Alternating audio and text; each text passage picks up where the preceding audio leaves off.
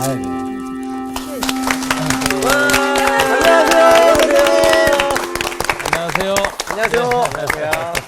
네, 잘 지내셨어요? 네. 한 주 한 주가 너무 빨리 갑니다.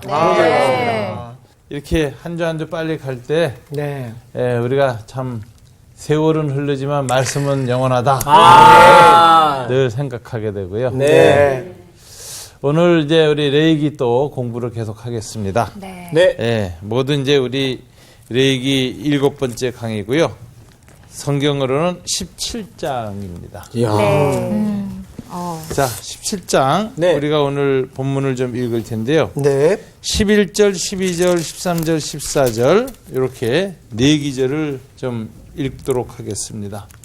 우리 성호 형제부터 한 절씩 읽겠습니다. 육체의 생명은 피에 있음이라. 내가 이 피를 너희에게 주어 제단에 뿌려 너희의 생명을 위하여 속죄하게 하였나니 생명이 피에 있으므로 피가 죄를 속하느니라. 그러므로 내가 이스라엘 자손에게 말하기를 너희 중에 아무도 피를 먹지 말며 너희 중에 거류하는 거류민이라도 피를 먹지 말라 하였나니 모든 이스라엘 자손이나 그들 중에 거류하는 거류민이 먹을 만한 짐승이나 새를 사냥하여 잡거든 그것의 피를 흘리고 흙으로 덮을지니라. 모든 생물은 그 피가 생명과 일체라. 그러므로 내가 이스라엘 자손에게 이르기를 너희는 어떤 육체의 피든지 먹지 말라 하였나니 모든 육체의 생명은 그것의 피인즉 그 피를 먹는 모든 자는 끊어지리라. 오늘 수업 레위기 7강 정결과 성화. 자, 오늘 그 레위기에서 이 성결의 가장 핵심적인 원리 중에 하나가 피로 인한 속죄. 이 부분을 우리가 읽었습니다. 왜 레위기에서 그렇게 속죄는 피로만 된다고 강조했는가를 오늘 설명하고 있어요. 모든 생명은 피에 있다. 이렇게 돼요. 피의 근원이 생명의 근원이 피다. 이렇게 얘기하고 있기 때문에 그래요. 그래서 피로만 생명에 대한 속죄가 가능하다. 이것이 레위기의 아주 핵심 사상입니다. 그러다 보니까 이제 피를 먹지 말라는 규례가 나와요. 그래서 한국 사람들이 아주 즐겨 먹는 그 음식이 있죠. 뭐 선지, 뭐 순대. 해장국 이런 거, 순대 이런 것들이 구약 시대에는 정말 못 먹는 거고 지금도 유대인들은 절대로 안 먹습니다. 그런데 이제 우리들은 정말 다행이죠. 구약의 윤리에서 벗어난 신약 시대에 살기 때문에 이 규례의 저촉을 안 받죠. 그러나 이 신약의 그리스도인들 가운데서도 이제 구약의 율법을 상당히 마음속에 생각하고 있고 꺼리는 사람들은 여전히 이제 이런 음식을 좀 꺼려하는 그런 특징을 보이고 있지요. 그 왜 이제 이렇게 이 피가 강조되어 있을까? 생명의 근원이다. 이걸 우리가 생각해야 될 것 같습니다. 오늘 우리가 공부하게 된 레위기 17장부터 22장까지를 구약학자들은 이제 따로 좀 분류해요. 레위기 안에서도 이거 성결법전이다. 이렇게까지 얘기를 해요. 중심 주제가 성결입니다. 그래서 오늘 이 강의도 17장부터 오늘 우리가 이제 18장 30절까지 이렇게 쭉 살피게 되는데 요 내용의 핵심은 성결이란 무엇이냐 이걸 중심으로 살피는 거예요. 자, 지난번에 한번 이 실판의 그림을 한번 봤을 텐데 이 구약 성경의 그 레위기에 나타나는 개념 중에 우리가 조금 구분해서 봐야 될 게 정결과 성화예요. 정결과 성결은 어떻게 보면 비슷한 것 같지만 단계적인 것입니다. 일상생활에서 이제 부정한 것을 만났을 때는 이것을 부정한 것은 하나님 앞에 나아갈 수 없는 상태예요. 그래서 이것을 죄로까지는 보질 않아요. 죄에 포함된 있어요. 부정하다. 대체로 부정하다라는 개념, 레위기의 개념은 뭐하고 연결되어 있느냐? 창조 상태에서 온전치 못한 것. 이에요. 그래서 이제 이 병 걸린 것도 부정한 것이고, 그 다음에 창조 질서에서 좀 어긋난 그런 생물체들은 부정한 것으로 이렇게 되어져 있어요. 네. 그래가지고 못 먹게 돼 있고 뭐 이렇게 돼 있죠. 네. 그래서 이제 이 부정이란 개념의 핵심 개념은 창조 질서에서부터 이탈된 것으로 보거든요. 그래서 이 부정에서 정결로 돌아가는 것이 뭐냐? 창조 질서로 돌아가는 거예요. 네. 그래서 이제 그 병 걸린 사람들 같은 경우 보면 다 이 몸이 일단 병이 나으면 네. 그 다음엔 제사장한테 가서 그 동안의 부정한 상태를 정화시키는 정결 예식을 행하게 돼 있습니다. 네네. 그렇게 돼요. 그렇게 되면 이 사람은 어떤 상태로 돌아가냐? 일상 상태로 자연 상태로 돌아와요. 네. 그 전까지는 이스라엘 공동체 바깥에 나가서 살아야 돼요. 그래서 이스라엘 백성들이 못 들어와. 그 배너 영화에도 그거 나오죠. 네. 그 어머니하고 엄마하고, 딸이 네. 병에 걸렸을 때 못 들어오잖아요. 네. 그들끼리 네. 따로 이제 굴 속에서 살잖아요. 네. 그래서 이제 부정한 자는 다 멀리 가 있어요. 그래서 원래 창조의 자연 상태로 못 돌아와요. 네. 그래서 동네에서도 다 쫓겨나요. 네. 그리고 이제 이 사람 마을에 들어가면 이제 돌에 맞아 죽게 돼 있어요. 네. 그래서 그 예수님의 그 사역 중에 보면 초기에 한 문둥병자가 와서 예수님 앞에 무릎 꿇고 나를 깨끗게 해달라고 치유해달라고 이렇게 얘기하는 장면을 보면 사람들이 그 사는 동네 한복판으로 들어온 거거든요. 네. 목숨 걸고 온 거예요. 네. 그거 사람들한테 발견된 돌에 맞아 돌에 죽게 맞아 돼 있어. 네. 근데 뭐 죽든지 살든지 내 예수님을 만나야 되겠다. 네. 소문을 들은 거죠. 나자렛 네. 예수의 능력에 대해서 그분만이 내 문제를 해결할 수 있다. 네. 라는 생각 속에서 절박하게 나옵니다. 네. 그래서 주님이 그 보시고 민망히 여기셨다. 불쌍히 여기셨다. 헤세드 하나님의 궁율이 네. 안에서 용솟음 치는 상태. 네. 이런 상태에서 이제 그 문둥병자를 치유하는 장면이 나와요. 네. 이 나병이라는 것은 오늘날에는 이제 한센시병으로 이렇게 이제 이렇게 정돈이 돼 있지만 네. 이 구약 시대에는 그런 생물학적 그런 병리학적 개념이 없었어요. 네. 그래서 그 당시에는 웬만한 피부병을 다 그냥 나병. 오늘날 나병은 성경에서는 문둥병자 이렇게 썼죠. 예, 예. 그런데 그거는 광범위한 피부병을 가르치는 것이고 오늘날의 나병 혹은 한센시병을 가르치는 게 아니다. 그렇게 봐야 될 거예요. 포함은 돼 있었겠지. 그래서 이제 극심한 피부병도 다 그렇게 보았습니다. 고대에는 여드름 나고 막 이렇게. 나병이니까. 그 아토피 요즘 많은데. 아토피도 그렇게 될 수 나병의 있었죠. 아토피는 요즘 면역 체계에 의해서 나온 질병이니까 고대처럼 그렇게 그렇겠죠. 그런 그 세균에 의한 감염 같은 건 아니었겠죠. 하여튼 그런 모든 상태가 돌아오기 위해서는 치유를 받아야 돼요. 먼저 예수님이 치유하시잖아요. 예.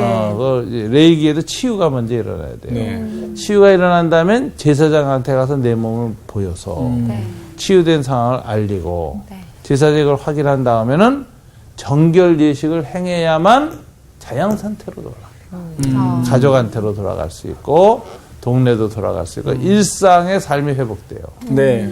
요거를 정결례 그러는 거죠. 그리고 부정한 것들을 접하거나 만지고 돌아온 건 다 부정해요. 네. 그래서 이제 이 들판에 나갔다가 사체 같은 경우, 짐승이나 이런 죽음의 이게 다 부정한 거거든요. 네. 그래서 그것을 만진 사람 부정하고 만진 사람하고 또 스친 사람 또 부정해요. 그러니까 이거는 다 부정한 거야. 그렇죠. 그렇기 때문에 일단 바깥에 나가면 다 부정한 상태라고 보는 거예요. 그래서 들어와서 이 부정한 것이 입으로 들어가면 안 되니까 음식 먹기 전에 꼭 뭘 해야 되죠? 손을 씻어야 돼. 그래서 이게 정결례죠. 예수님 가나 혼인잔치 때 6개의 물 항아리가 있었는데 그게 정결례를 위해서 담겨져 있던 물이다. 이런 얘기 아니에요? 그게 정결례예요. 그 정결례 일상으로 돌아와서 돌아오는 것이에요. 그래서 이게 이제 제사장을 통해서 정결례되는 게 있고 그들끼리 스스로 씻어서 생활 속에 정결이 이루어진 두 가지가 있어요. 이렇게 해서 정결로 돌아오면 자연 상태란 말이에요. 그래서 이걸 정화된 상태라 이렇게 보는 거죠. 문제는 정결 상태를 유지해서 창조 상태로 돌아왔어도 기본적으로 타락하고 특별히 하나님 앞에 죄 지은 상태는 해결되지 않았다는 거죠. 이건 어떻게 해결할 거냐. 그게 이제 은총의 상태로 들어가는 것이고 거룩한 상태로 가는 것이고 그걸 성화라 그래요. 요게 뭐냐. 이건 피로만 된다는 거죠. 제의를 통해서. 예. 1년에 한 번 대제사장의 속죄제를 통해서만 그 죄는 사라지고 거룩한 상태, 은총 상태에 이르면서 이때에 그 지성소에 들어갈 수 있고 예배를 드릴 수가 있어요. 그래서 1년에 한 번 대제사장이 네. 짐승의 피로 성화, 속죄를 해서 그 다음에 지성소에 들어가서 하나님을 보고도 안 죽어. 그죠? 그렇지 않으면 하나님의 영광 앞에서 죽을 수밖에 없는 거죠. 네. 이게 이제 거룩해졌다는 거죠. 하나님의 홀리니스, 하나님의 성품, 거룩이 인간에게 주어졌다라는 거죠. 이렇게 해서 주어진 사람이에요. 근데 이 사람이 내내 있을 수는 없죠. 지성소 안에. 다시 돌아와야죠. 그것을 속화라 그래요. 그래서 속화, 성화 사이가 1년에 한 번씩 짐승의 피를 통해서 이루어져요. 일반 백성들은 제사장을 통한 제사를 통해서 성화가 일어나요. 네. 속죄제를 드리고 다 이렇게 제사를 통해서, 다 피를 통해서죠. 그래서 여러분 보면 성경에 나오는 정결례, 그 다음에 성화의 개념, 정결과 성화의 개념이 이렇게 좀 구분되어 있다. 그래서 이 둘을 다 합쳐서 뭐라고 하죠? 성결이라고 해요. 성화의 성자와 정결의 성결하다. 근데 성결은 한마디로 죄와 연결되어 있는 상태고 단계는 있지만 이걸 해결하는 것은 제사뿐이다. 이게 이제 레위기의 핵심이죠. 네. 자, 이런 원리를 가지고 17장의 피의 원리 아까도 얘기했습니다만은 피를 흘리고 먹는 것은 죽음과의 접촉으로 부정한 것으로 여기고 있습니다. 네. 17장 3절부터 6절에 그 얘기가 나오죠. 제가 한번 읽겠습니다. 이스라엘 집의 모든 사람이 소나 어린 양이나 염소를 진영 안에서 잡든지 진영 밖에서 잡든지 먼저 회막문으로 끌고 가서 여호와의 성막 앞에서 여호와께 제물로 드리지 아니하는 자는 피 흘린 자로 여길 것이라. 그가 피를 흘렸은즉 자기 백성 중에서 끊어지리라. 이렇게 얘기하죠. 피와 연관돼서 모두 부정한 존재고 하나님 앞에 끊어진다. 이렇게 얘기하고 있어요. 네. 자, 이런 피로 인한 부정은 뭐에 의해서만 극복되느냐? 피로 인한 속죄에 의해서만 극복됩니다. 그래서 이제 이 레위기의 속죄론이 바로 히브리서의 속죄론으로 이어져서 영원히 효력을 미칠 단번에 제사를 드렸다. 그래서 영단번이라는 개념, eternal once. 한 번 드렸는데 영원히 효력이 있는 피제사를 드렸다. 그래서 그 예수님을 해석할 때 히브리서 기자는 레위기의 이 피로 인한 속죄 개념을 가지고 해석을 했다 하는 걸 우리가 알 수 있습니다. 자, 17장 6절 한번 읽어볼까요? 시작. 제사장은 그 피를 회막문 여호와의 제단에 뿌리고 그 기름을 불살라 여호와께 향기로운 냄새가 되게 할 것이라. 네, 제단에 뭐를 뿌려야 돼요? 피를 뿌려야 된다. 이게 아주 강조되어 있죠. 자, 17장 11절도 이 부분을 다시 한번 아주 분명하게 얘기하는 기절입니다. 한번 읽어볼까요? 11절. 육체의 생명은 피에 있음이라. 내가 이 피를 너희에게 주어 제단에 뿌려 너희의 생명을 위하여 속죄하게 하였나니 생명이 피에 있으므로 피가 죄를 속하느니라. 예. 자, 이것이 바로 히브리서 레위기에 나오는 피로 인한 속죄. 네. 예수님에 대해서도 영원히 단번에 자기 피로 속죄하였다. 이 예수님을 이해하고 해석하는 그 신약의 틀이 바로 이렇게 연결이 되어 있습니다. 17장은 이처럼 핵심 개념이 이 레위기에서 이 속죄에 관한 개념이 피속죄가 아주 강조되어 있어요. 이것은 레위기 전체에서도 드디어 지성소의 그 개념, 은총과 성화의 개념을 이야기해 주는 아주 핵심적인 장이 17장이다. 이렇게 볼 수 있을 거예요. 자, 18장으로 가보면 거룩의 개념이 뭐를 이방 문화와 구별되는 것으로 나타나 있습니다. 그래서 문화적 구별에 관한 장이 이제 18장이에요. 그래서 이 애굽 땅의 풍속과 가나안 땅의 규례를 행하지 말라 하는 기절이 18장에서 성결 규례로 이제 나옵니다. 3절이죠. 다 같이 한번 읽어볼까요? 너희는 너희가 거주하던 애굽 땅의 풍속을 따르지 말며 내가 너희를 인도할 가나안 땅의 풍속과 규례도 행하지 말고. 하나님 앞에 거룩을 유지하는 것. 그것이 뭐죠?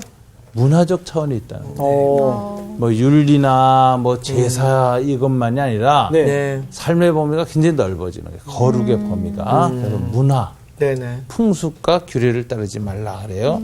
자, 이방 문화를 왜 따르지 말라고 하느냐?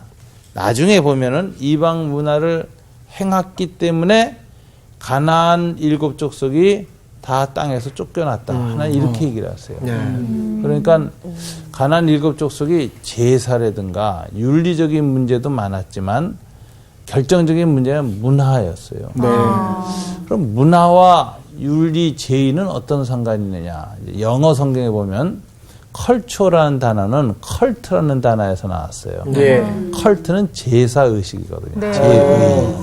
컬처는 문화예요. 그러니까 문화와 제의는 거의 같은 상관관계에 있어요. 그래서 종교 의식으로 나타난 게 제의고 그게 삶의 형태로 삶의 양식으로 나타난 게 문화예요. 문화는 어떤 특징을 갖고 있느냐? 한 사람의 자기 정체성, 자기의 가치관, 세계관, 어떻게 살아야 될까? 혹은 어떤 공동체, 이제 우리가 이제 민족이다, 뭐 하면 우리 민족의 정체성, 우리 민족은 어떤 특징이 있다, 어떤 특정한 가치를 지키고 있다. 우리 민족은 정의 많은 백성이다, 무정한 놈을 제일 싫어한다. 우리 민족의 죄는 제일 무서운 죄가 그래서 괘씸죄다, 뭐 이런 거 있잖아요. 이게 이제 우리 민족이나 이런 게 갖고 있는 정체성이거든요. 그러니까 개인이나 공동체의 정체성은 어떻게 재생산되느냐, 여러분 어떻게 생각하세요? 누가 가르쳐서요, 일일이? 아니요. 이걸 이제 무의식을 통해서 학습이 되고 무의식적 재생산이 일어나요. 그런 그 공동체의 구성원들 개개인의 무의식에 이렇게 살아야 된다라는 것을 가르쳐주는 그런 학습은 어떻게 이루어지느냐? 문화가 만듭니다. 그래서 문화는 그 공동체의 무의식을 형성하는 거예요. 엄청난 거네요, 진짜. 그렇죠. 선생님, 오늘날에도 이게 적용이 되는 거죠. 그렇죠. 그렇죠. 그래서 모든 그 문화가 그 공동체에 속한 사람들의 의식, 윤리, 가치관, 세계관을 다 삶의 행동 양식을 만하기 때문에 문화가 바뀌지 않으면 하나님 앞에 거룩해질 수가 없어요. 그래서 이제 교회 생활한다 그랬더니 교회라는 곳에서 성경 공부도 하고 뭐 종교 의식도 행하고 기도도 하고 다 배우지만 결국은 뭘 배워야 되느냐? 그 공동체 문화가 바뀌어야 돼요. 그래서 교회 공동체의 문화가 완전히 새로운 문화. 그래서 이 교회 안에서 문화를 통한 무의식적 재학습이 일어나지 않으면 세상을 바꿀 수 없습니다. 그래서 이제 교회 공동체와 문화라는 것도 굉장히 중요한 우리가 생각점이고, 그래서 하나님은 이걸 잘 하셨기 때문에 이스라엘을 가나안 땅에 보낼 때 2가지를 그 문화적인 정체성을 지키도록 하시는 거예요. 애굽 출신이거든. 그래서 애굽에서 배운 거 갖고 돌아가서 하면은 그 뭐 출애굽하고 새로운 공동체를 하나에 빚었는데 다시 애굽의 문화가 무의식으로 재생산돼서 그 애굽적인 가치, 애굽적인 세계관을 가지고 살아가면 대대로 이 사람들은 뭐 나와서 무늬만 이스라엘이지 속은 완전히 애굽 사람. 그렇죠. 장소만 바뀌었지만. 그렇죠. 그래서 이제 애굽을 규례나 풍습을 따르지 말라 그러고요. 더 나아가서 들어갈 가나안 족속들의 그 풍습을 따르지 마라. 이 가나안 족속들이 갖고 있던 그 우상 숭배와 그 문화 중에는 이제 나중에 배우게 되겠지만 끔찍한 것들도 굉장히 많아요. 그래서 인간의 욕망이라는 게 얼마나 지독한지 풍요를 위해서는 자식도 희생해요. 그래서 그 인신제사 네. 이런 거 가나안의 그 제단들이 이제 오늘날 고고학자들이 많이 발굴을 합니다. 네. 그러면 아주 그 고대 이 출애굽 당시 16세기, 18세기 요때 그 제단들 터에서 나타난 한결같은 현상 중에는 어린아이의 뼈가 이렇게 많이 나와요. 아이들을 이제 불에 태워서 신에게 바치는데 이게 뭐냐면은 생명보다 더 중요한 게 뭐죠? 풍요예요. 물질, 잘 먹고 잘 사는 거. 그러니까 인간은 그 풍요와 이 잘 먹고 잘 살고 욕망을 채우기 위해서 인간으로서 할 수 없는 가장 끔찍한 것, 자식 바치는 것도 진짜. 가차없이 행하는 예. 이런 존재라는 거죠. 인간의 타락의 깊이죠. 이런 가나안의 문화를 본받는다, 이스라엘이. 어떻게 될까요? 안 되죠. 하나님이 출애굽시키는 목적이 무너지는 거예요. 그렇죠. 의미가 없죠. 그렇죠. 예. 그래서 이제 이스라엘은 하나님의 대안적 공동체고 대안 문화를 만들어야 돼요. 네. 대안학교란 말 많이 쓰잖아요. 네. 공교육이 무너지면 어렵다. 그래가지고 이제 자기네끼리 대안을 찾아서 이제 교육 시스템을 만드는 거죠. 네. 그것처럼 하나님의 백성은 이 땅에서 대안 문화를 만들어야 될 책임이 있어요. 그렇기 때문에 이제 여기 나온 패널들처럼 문화 쪽에서 사는 사람들이 사실은 하나님 나라의 최전선이에요. 삶의 최전선에서 이 새로운 문화를 만들어내야 돼요. 그래서 그런 이 문화가 나와야 그 공동체가 새로워지죠. 그래서 이 커뮤니티, 공동체와 컬처는 이 모든 것을 재생산하는 두 기능을 해요. 네. 내가 어느 공동체에 속했느냐, 예. 어떤 문화를 가지고 살아가는 사람들과 함께 살아가느냐. 이게 우리를 만들어내거든요. 예. 그러니까 자녀들한테 아무리 뭐 이렇게 저렇게 이 교육을 해도 예. 문화가 잘못되어 있으면 안 먹히는 거예요. 청소년 때 우리가 다 겪잖아요. 부모가 아무리 말해도 안 먹힌다. 왜? 그들의 또래 문화에 그렇죠. 이젠 저항력을 상실해요. 네. 그러니까 이제 이 어떤 또래 문화에 속하게 되어 있느냐 이게 이제 중요한 거예요. 네. 아이들을 키울 때도 그래서 이제 그런 공동체, 그런 문화를 접하게 해주는 거 이런 거 굉장히 중요한 거죠. 네. 자, 문화 얘기를 충분히 했는데 문화는 공동체를 재생산한다. 네. 그래서 문화에 대한 거룩. 자, 그래서 6절부터 18절에 보면 6절부터 18절 여러분 주로 무슨 얘기일까요? 가만히 보면 여기는 전부 다 근친상간. 근친상간. 자, 6절. 각 사람은 자기의 살붙이를 가까이 하여 그의 하체를 범하지 말라. 나는 여호와이니라.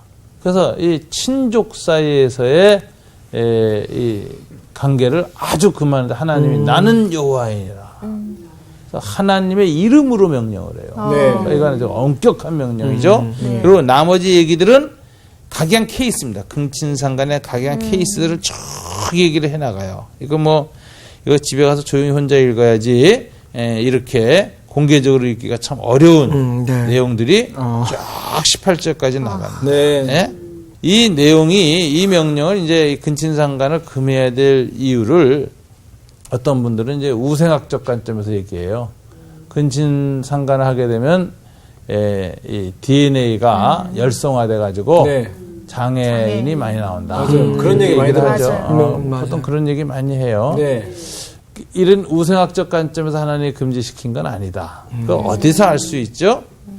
18장 18절에 나오는 내용은 이게 우상학적 교훈이 아니다라는 거예요. 18절에 너는 아내가 생존할 동안에 그의 자매를 데려다가 그의 하체를 범하여 그로 질투하게 하지 말지니라. 요거는 자매인 경우는 완전히 생물학적으로 다르잖아요. 네네. 그런데도 금지시켰어요. 그 이유가 뭐죠? 서로 관계. 관계죠. 관계 중심적이라는 거예요. 인간의 최소한의 정서를 예. 보호해 하나님. 네. 인간과 인간끼리 지켜야 할 정서. 그러니까 자매끼리 질투하게 만들면 안 돼요. 이런 거. 그래서 그러면 여기서 뭐냐면 하나님이 근친상가 이런 걸 얘기할 때도 이게 악한 것이고 가나안의 문화로서 금지시키지만 그게 뭐냐면 인간과 인간 사이의 가장 기본적인 도리, 네. 기본적인 정서, 기본적인 관계를 파괴시키는 걸 금하는 거예요. 이거는 굉장한 그래서 윤리를 넘어선 거죠. 인간 네. 존재의 가장 기본적인 정서를 이걸 갖다 이제 인간성이라고. 네네. 하나님은 인간의 인간됨에 대해서 굉장히 민감하세요. 네.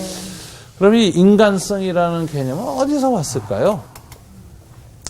인간성. 여러분 그 인간성과 신의 모상에 관한 논란을 많이 있었습니다. 18세기 이후에는 대부분 신성이라는 건 인간성의 투사다 이렇게 신이 없다고 믿었고 18세기는 무신론이었죠. 그렇죠. 그럼 신이라는 개념, 신성이라는 건 뭐냐? 결국은 인간성을 신에게 투사해서 한 것이다. 그래서 이제 대표적인 게 그리스 신화들. 네. 일리어드 오디세이에 보면 그 신들이 질투하죠. 바람도 네. 피죠. 그리고 온갖 비극의 주인공들이 되잖아요. 신들의 그 이야기를 보면. 그럼 보면, 이건 신들 얘기인데 실은 인간 얘기야. 그래서 신이란 뭐냐? 인간성의 투사일 뿐이다. 다만 능력만 전능화됐을 뿐이야. 전능성을 가진 비극적인 질투감과 그 다음에 겉모술을 쓰고 속임수를 쓰는 그런 신들의 모습. 이게 인간성의 투사라고 생각했거든요. 네. 이제 18세기에서는 이제 그렇게 생각할 수 있다고 해요. 근데 문제는 뭐냐? 18세기 이전은 그럼 어떻게 됐느냐 이거죠. 특별히 예수님 당시나 고대로 올라가면 인간들이 신성을 생각하고 그때도 인간에 관한 어떤 이런 아주 중요한 인간성의 특징을 상징하는 규성도 하는데 이건 어디서 온 거냐 거죠. 18세기는 무신론 문화니까는 신으로부터 오지 않은 거죠. 신이 없다고 생각했던 시대니까. 네. 그럼 그전에는 어디서 온 걸까요? 그전에는 신에서부터 인간성이 왔다고 다 생각하는 세대였어요. 인간성이 신에서 왔다. 특별히 성경을 보면은 하나님은 인간은 하나님의 형상을 네. 그래서 인간이 동물과 다른 독특한 그 인간성이라는 특성은 어디에서 근거하느냐? 신으로부터 왔다. 이게 고대 사회의 모든 사람들이 생각하는 인간성의 가치예요. 네. 인간의 존엄성은 하나님으로부터 근거합니다. 그래서 윤리나 우생학에 근거해서 인간의 존엄성이 강조되질 않아요. 성경은 철저하게 하나님의 형상을 지닌 모상으로서의 인간을 존중하는 거예요. 그래서 이제 이 윤리에서도 보면 사람을 죽인 자는 다 똑같이 죽게 돼 있어요. 성경에 이제 출애굽기나 이런데. 그런데 고대 다른 법전들, 바벨론 법전이나 하무라비 법전들 보면 사람을 죽여도 신분에 따라서 처벌이 달라. 노예는 더 혹독하게 처벌을 하고, 네, 맞아요. 자유민이나 귀족들은 처벌이 달라요. 이건 무슨 소리냐? 인간의 생명의 존엄성을 신분에 따라서 사회적 신분에 따라 가치를 달리하는 거예요. 네. 근데 성경은 안 그래. 성경은 사람을 죽인 자는 왕이든 귀족이든 노예든 상관없이 다 똑같이 하나님 앞에서 사형에 처한다고 얘기해요. 이게 뭐냐? 생명의 존엄성에 있어서 이것은 신분에 따라서 상대적으로 평가되는 가치가 아니라 하나님의 형상으로 지어졌기 때문에 이것은 무조건 보호되어야 할 절대적 가치로 평가하는 거예요. 그러니까 인간의 생명의 존엄성이라는 게 얼마나 중요해요. 그래서 이 구약에 나오는 이 어떤 문화적 거룩에 있어서 중심 사상이 뭐냐? 근친상간이나 이런 걸 금지하는 성에 관한 규례들을 보면은 그 핵심 개념은 생명 존중에 있어요. 그래서 이 아내가 생존할 동안에 자매를 데려가다가 범죄하지 마라. 그런 이유가 자매간에 인간성이 질투하죠. 파괴되고 예. 질투하게 되는 그런 상황을 만들지 마라. 네. 이런 게 그러니까 일륜이라는 거죠. 일륜. 형제 자매 일륜, 부모 자매 일륜이 이거 지켜야 된다. 이 일륜은 바로 천륜이다. 여호와가 명한 거예요. 이 모든 근거는 인간은 하나님 형상으로 창조됐기 때문에 생명뿐만 아니라 고유한 감정, 정서 이런 걸 존귀히 여기는 거예요. 그러니까 사람을 죽이는 살인 범죄도 하나님 형상을 파괴하는 것일 뿐만 아니라 더 나아가 성범죄 같은 것도 성폭력도 고유한 형상 파괴하는 거예요. 네. 그러니까 이런 것들이 이제 이 성경에서 얘기하는 성에 관한 이방 문화를 따르지 말라라고 규례를 주는 핵심 개념은 네. 생명 사상에 있습니다. 네. 단순한 그 윤리 개념은 아니다. 가나안 족속의 가증한 행위를 또 금지시켜요. 19절부터 30절에 보면은 18장 여러 가지가 있는데 이제 말하기 좀 곤란한 기절이 19절에도 나옵니다. 여인이 월경으로 불결한 동안에 하체를 범하지 말라 이런 기절도 나오고요. 어떻게 하면은 이 가나안 문화로부터 벗어나게 하는가? 네. 21절 너는 결단코 자녀를 몰렉에게 주어 불로 통과하게 함으로 내 하나님의 이름을 욕되게 하지 말라. 이건 몰렉 숭배. 이게 나중에 이스라엘에서 진짜 이제 일어났었죠. 네. 그래서 산당에서 자식들을 불에 태워요. 맞아요. 이유가 뭐죠? 자식을 희생시켜서라도 우리가 잘 먹고 잘 살아야 돼. 네. 생명 경시, 물질 숭배, 또 인간의 욕망을 극대화하고 욕망이라는 신을 섬기는 네. 인간 행위의 가장 마지막 행위가 예. 자식 희생이에요. 우리 집안이 번성하고 더 잘 살고요. 유명한 가문이 되기 위해서 우리 자식이 그 하나님 주신 은사나 이런 거 상관없이 너는 어느 대학 가고 가업을 물려받아야 되고 뭐 해야 돼서 부모가 이제 이렇게 이제 몰아붙이죠. 네. 가끔 그런 집안의 자녀들이 자살하는 경우가 나와요. 맞아요. 그죠? 그런 얘기 참 많습니다. 네. 그것이 뭐냐? 현대판 몰렉 숭배지. 그러니까요. 가문의 번영, 네. 욕망, 풍요를 위해서 자녀들의 생명을 정말 존중하지 않는 거죠. 아이고. 그래서 이런 것들이 문제인데 이제 우리 한국 사회가 지금 문제가 모든 어머니들이 그런 게 있어요. 이게 이제 어머니들의 그 무의식인데 누가 그렇게 비유를 했더라고. 어느 날 토끼가 잠자다가 뭐가 쿵 떨어진 소리를 들었어. 지진이다! 그러고 뛰기 시작했어. 여우가 물었어. 너 왜 뛰냐? 지진 났어. 여우도 뛰어. 그 소문이 온 숲에 들려가지고 코끼리니 뭐니 다 뛰는 거야. 근데 이제 마지막엔 왜 뛰냐 물었는데 몰라. 우리가 왜 뛰지? 그냥 뛰는구나. 지금 부모들 사교육이 그 상태입니다.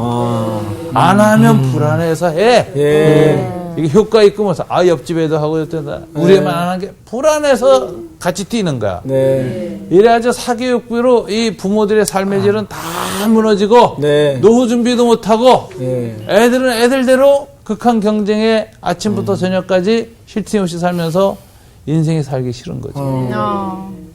이런 자살, 우울증, 그리고 함께 망하는 세상을 만들고 이게 다 뭐죠? 오늘날 우리 사회의 문제는 뭐냐? 두려움과 공포가 지죠. 다 함께 뛰는 거야. 왜 뛰는지 모르죠.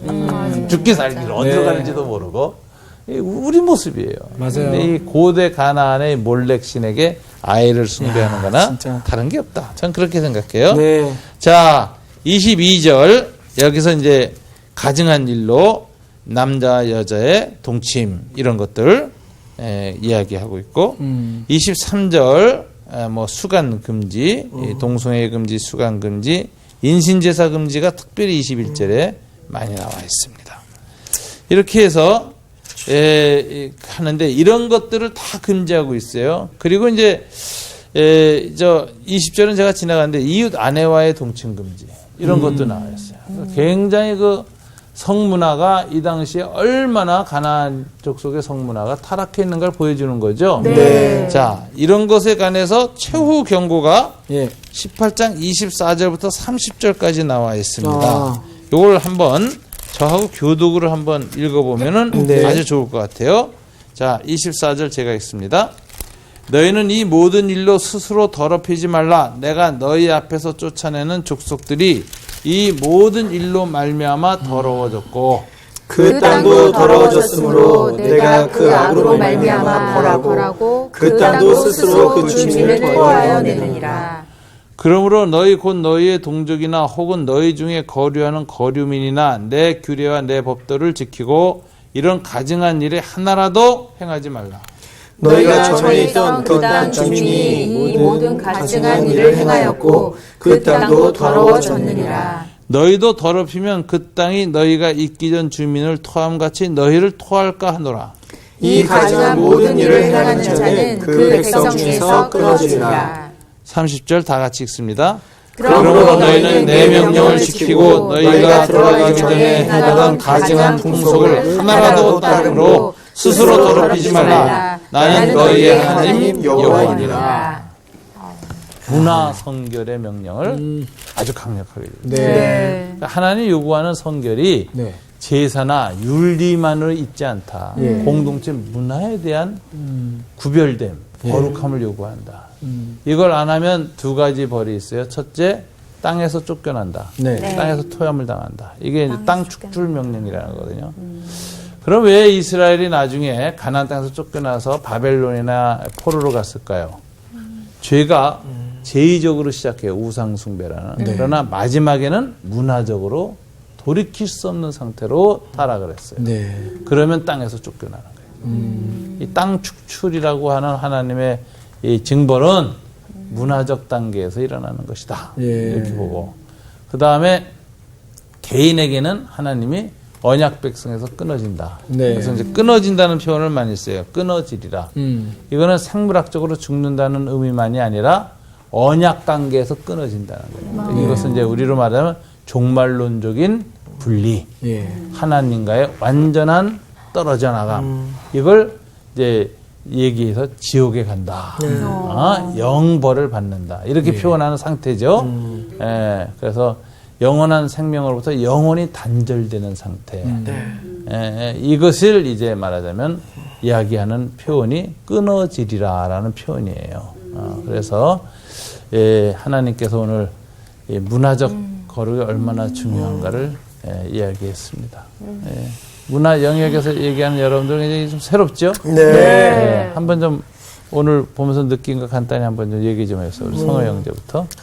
근데 저는 이 문화가 만들어지고 저희는 문화 속에 좀 들어가서 침투해서 세상 문화를 바뀌었으면 좋겠다라고 생각하는 사람이고 그렇게 살아가려고 간다고 생각했는데 사실은 이 이야기를 듣고 정말 그러고 있는지 정말 그렇게 구별되는 삶을 살고 있는지 다시 한번 생각해 보게 되는 것 같아요. 근데 그렇지 못한 제 삶을 또 많이 보아오는 것 같아서 되게 부끄럽기도 하고 야 이러면 정말 죽을 텐데 라는 생각도 하게 되고 그러네요. 네. 죽지는 않아. 나는 정말 그 거룩함이라는 거가 정말 거룩하다는 게 뭘까 그런 거에 대해 생각해봤고 사실 하나님이 이걸 요구하는 이유는 하나님과의 끊어지지 않는 관계를 원하시기 때문이라는 거. 그것 때문에 그러니까 정말 그게 끊어지면 하나님과 끊어지는 거라는 거가 되게 섬찟했어요. 이 정서라는 것이 관계를 통해서 생깁니다. 네. 끊어질 때 외로움이 있고 고독이 있고 아픔이 있죠. 네. 하나님과 관계가 온전할 때 거룩한 정서가 생겨요. 네. 하나님의 말씀을 깨달을 때 지적으로 거룩한 가치가 생겨요. 그래서 노래를 해도 거룩한 정서와 가사, 가사의 그 하나님 나라의 가치를 담아서 표현하는 거죠. 그 다음에 그걸 아트, 예술가 기술적으로 얼마나 고도로 미화시켜서 아름다울수록 가사는 몰라도 곡조는 몰라도 그 정서와 그 아름다움 때문에 무의식적 동의가 일어나거든요. 아, 그렇죠. 그래서 난 이 가사는 내가 기독교인이 아니라서 잘 못 받아들이지만 너무 좋다. 이럴 수 있는 거 아니에요? 맞아요. 이게 이제 이 문화의 힘이에요. 맞아요. 우리 정규 형제는 저도 이제 그 공부를 좀 했을 때 그리스도와 문화에 대한 좀 그런 부분에 대해서 공부를 했었는데, 오늘 하나님께서 문화적인 방향으로 우리에게 원하시는 게 무엇일까라는 부분에 대해서 좀 더 고민하게 되는 것 같고, 그리고 아무래도 이제 이 세대를 본받지 않고, 어떻게 하나님께서 기뻐하시는 방법으로 분별하면서 어떤 일을 해야 될까라는 고민도 많이 생기는 것 같아요. 네, 우리 인정자매 일하는 영역에서는 더 어렵죠? 네. 요즘 사람들한테 선하게 좀 즐겁게 웃음을 줄 수 있는 방법이 무엇일까? 그래서 이제 뭐 후배랑 매주 만나서 아이디어를 하긴 하는데, 오늘 이제 말씀을 들으면서 그냥 가장 그거에 대한 기본적인 해답은 이 말씀에서 찾아야겠구나. 그게 가장, 그러니까 기본으로 돌아가는 게 그게 가장 선한 웃음을 사람들한테 줄 수 있는 게 아닌가. 참 어려워요. 네. 말씀드린 어려운 영역에서 선교를 위해서 애쓰시는 거죠. 수고하셨습니다. 감사합니다.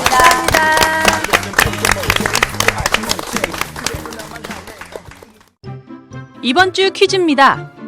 히브리서 1장에 나오는 하나님의 아들에 대한 설명이 아닌 것은 무엇일까요? 1번 하나님의 천사, 2번 만유의 상속자, 3번 영광의 광채. 정답을 아시는 분은 CBS 성서학당 홈페이지에 정답을 올려주시거나 우편으로 보내주시면 됩니다. 선정되신 분들에게는 하나님의 말씀을 전 세계에 보급하는 대한성서공회에서 성경, 송태근 선생님의 교회가 알고 싶다, 김기석 선생님의 욥, 예레미야 산책, 끙끙 앓는 하나님, 성경 통독을 위한 최고의 자습서 성경 2.0 가운데 하나를 드립니다.